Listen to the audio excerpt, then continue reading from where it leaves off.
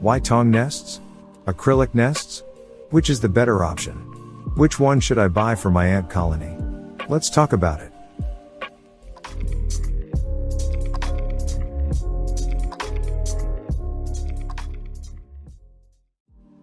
Hi guys. Hope you're doing well. Welcome back to the Bruma Ants channel. In this video we're going to talk about two of the most popular types of ant nests, trying to understand the differences and the similarities between them, and find out which one is the better option for your specific ant species. Let's get right into it. When it comes to choosing the right nest for your ants, there are a few key main factors to consider. The most important one is, as you can imagine, the species that you want to house. Every species of ant has its own peculiar characteristics, such as unique behaviors, physical traits, and of course the type of environment they prefer to live in. Two of the most popular nest alternatives are Waitong and acrylic nests. But what are the differences? Which is better? To find the answer to these important questions, we first need to describe the two nest types. Let's start with the first type. Waitong nests. First, let's take a closer look at Waitong nests. Waitong is a particular type of aerated concrete, and it is usually used in construction. The lightweight material is very popular in ant keeping for its moisture retention properties, which makes it ideal for the majority of humidity-loving ant species. This material is highly porous, which allows the air to easily travel through the nest itself.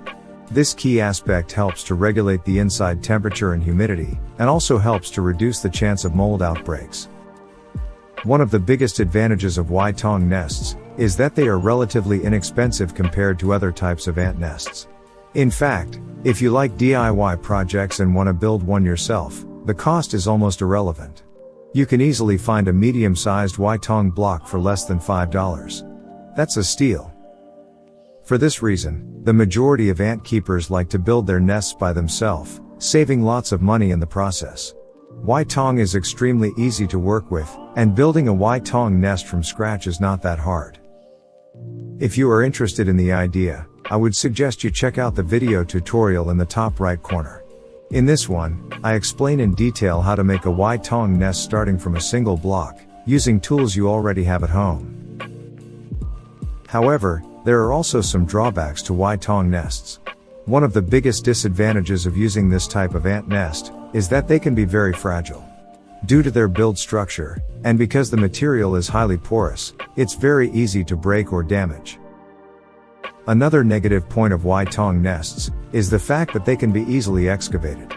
The species of ants that can chew through this material with no problem are a lot, and if not taken into account, it can become a serious problem.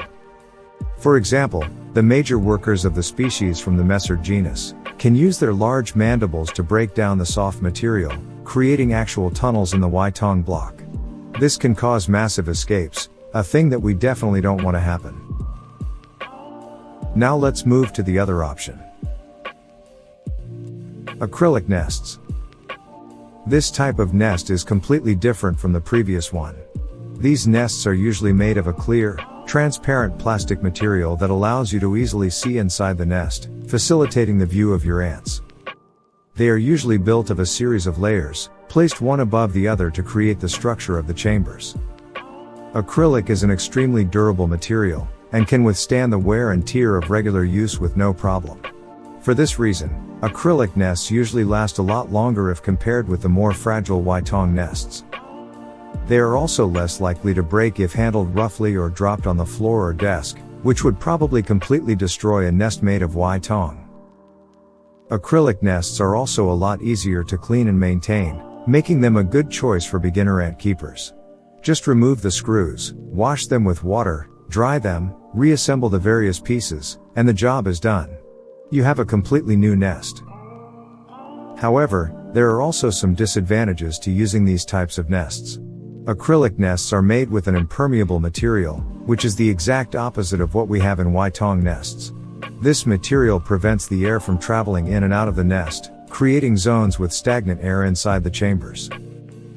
This characteristic increases by a lot the chances of mold outbreaks inside the nest, which can threaten the well-being of your little friends. Another con of acrylic nests is their scarce humidity retention properties. These nests usually dry out extremely fast, and the humidity completely disappears not long after you hydrate them. This creates a harmful environment for your ants, and in some cases, it can cause a complete die-out of your colony. Thanks to their particular build structure, acrylic nests are practically escape-proof. For this reason, they are the perfect choice if you need to house very small species of ants, like for example Pheidale or Solenopsis. So, what's the best option? They are both extremely valid options when it comes to housing your colonies.